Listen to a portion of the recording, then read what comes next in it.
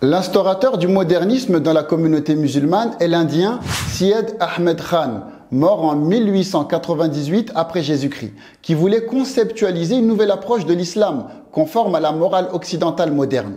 Cette volonté lui est venue au milieu du 19e siècle, après l'échec de la rébellion indienne contre la Compagnie britannique des Indes orientales.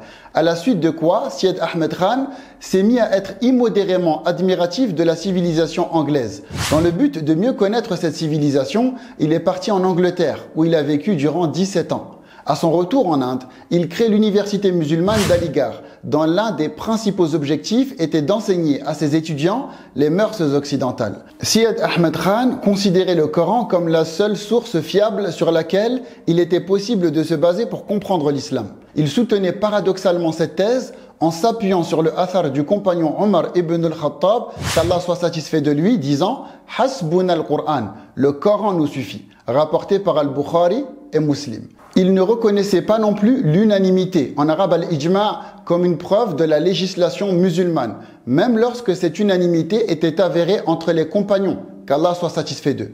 Il prétendait être un mujtahid car il remplissait, pour être un mujtahid, les conditions qu'il avait lui-même fixées, sans tenir compte des véritables conditions à ce sujet qu'ont fixé les grands juristes de la communauté musulmane.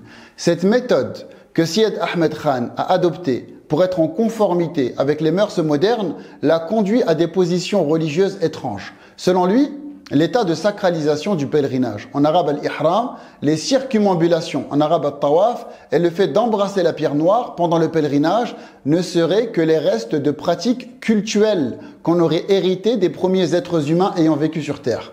Aussi, pour Syed Ahmed Khan, la prophétie serait, selon lui, qu'une aptitude que l'être humain développe et la révélation ne serait qu'un stade de perception auquel ce dernier arrive.